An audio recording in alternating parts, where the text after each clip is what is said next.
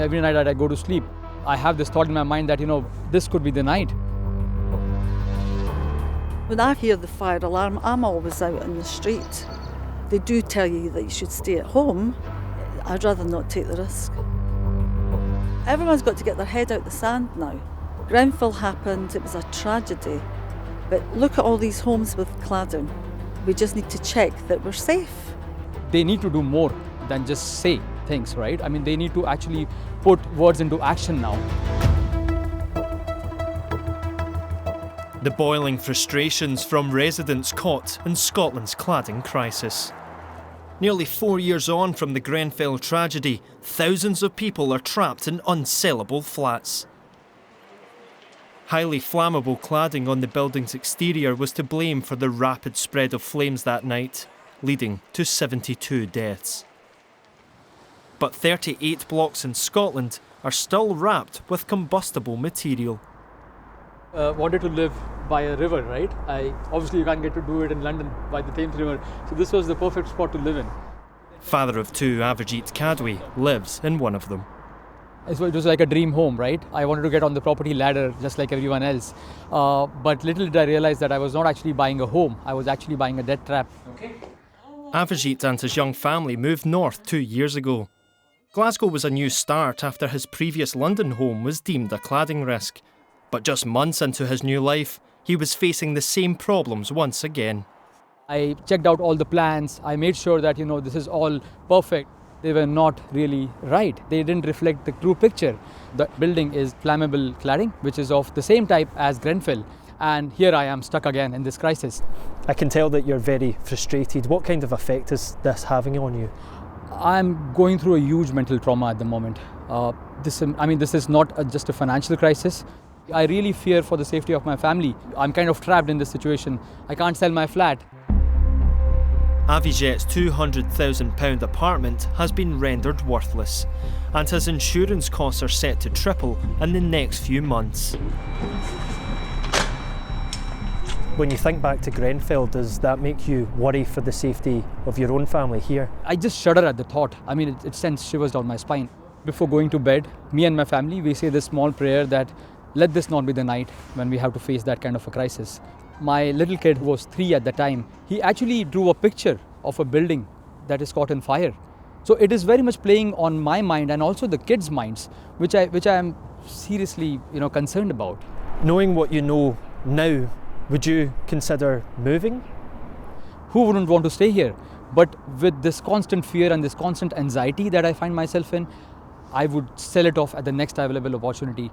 But while I'm saying this, I can't sell my flat. I seem to be trapped in this because the mortgage lenders are not going to let me out of this. I do feel like a prisoner. Catherine, a retiree from Edinburgh, also feels trapped. Since July 2019, my life has been on hold. I just can't go anywhere.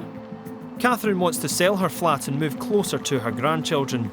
Her building doesn't have the same cladding as Grenfell, but still she needs a special certificate to prove to potential buyers that it's safe.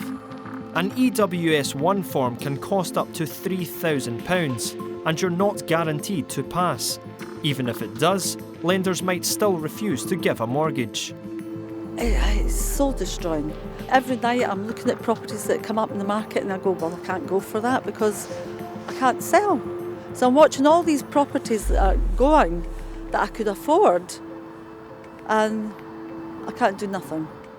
The form only covers individual flats, not the whole building, so residents wishing to sell must get their own. To comply, the entire block needs fire-resistant cladding, smoke control systems and 17 other safety measures.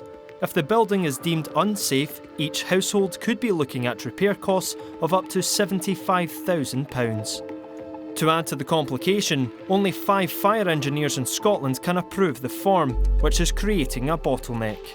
So frustrating, it really is. I just constantly, it's on my mind all the time. It should be my decision if I want to move flat, but now I can't. I can hear you. Would you like to talk to me? At this point, our interview was interrupted by another owner, worried publicity could compromise his property. Look. Well, you know, people are very upset because of the lies. It's said in the Times. It's said in the Times that these flats couldn't be sold unless the cladding was removed. That is a load of crap. Look, if you want to sell your flat, why don't you just get an EWS one?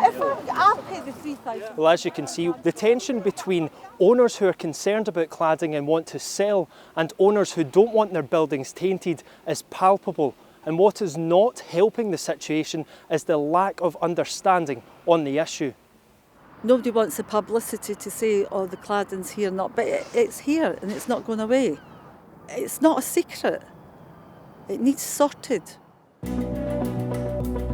But the question is, who should bear the cost? The Scottish Government says owners shouldn't, but most developers don't want to pick up the cheque, saying they've followed standards as they were at the time of construction. The lack of clarity has prompted many to seek advice from their local representatives. In correspondence seen exclusively by Scotland Tonight, the SNP politician John Mason says owners are not wholly victims and should have checked the small print before buying. In contradiction with the government's position, he believes they should shoulder some of the costs. Isn't it unfair to blame this on the residents when most bought before cladding was an issue? I mean, the whole thing is unfair, yes, and it shouldn't have happened. And I just feel there's probably a shared liability around this. And if we could just get people around the table and negotiate, you know, we might make more progress rather than just saying someone else has got to pay it. While the blame game continues, a solution is yet to be found. The Scottish Government has been given £97 million by the UK Treasury to help the problem. But nearly a year on, not a penny has been spent. At the moment, right, they are still trying to find out who should be eligible for the fund. So even if the fund is there, we still don't know who is going to be getting that fund. And even if we were to get that fund, it is just a drop in the ocean. Nothing's happening and I'm so frustrated. With going round in circles. The stress is unbearable. I need answers and I need help. The Scottish Government have nearly £100 million to help flat owners. When are you going to spend it? I'm not going to speculate in timescales.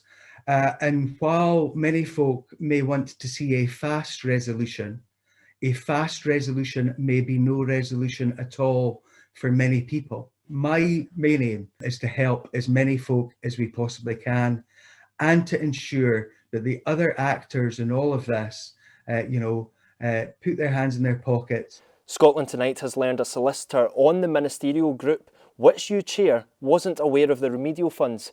Are you all on the same page here? The conversations that we've had have been online, and it's often, the situation that you can miss something that is being discussed at a particular point in time because of the dodginess of your internet connection. A lot of the conversation has not been around the consequentials or the money. The discussions have been largely around about some of the technical and the industry aspects. Talks will continue, but for residents like Avijit and Catherine, there's no outright solution in sight. They, like many others, are balancing fears for their safety and their wallet. I think I'll have to live with this anxiety for the rest of my life, with this constant fear that engulfs all of us. So I just don't know what lies in store for me. I've had enough of it now. Too many homes are affected. Too many people's lives. One day I will have a for sale sign on my property. I'll be able to get on with my life and it'll certainly be a property without cladding.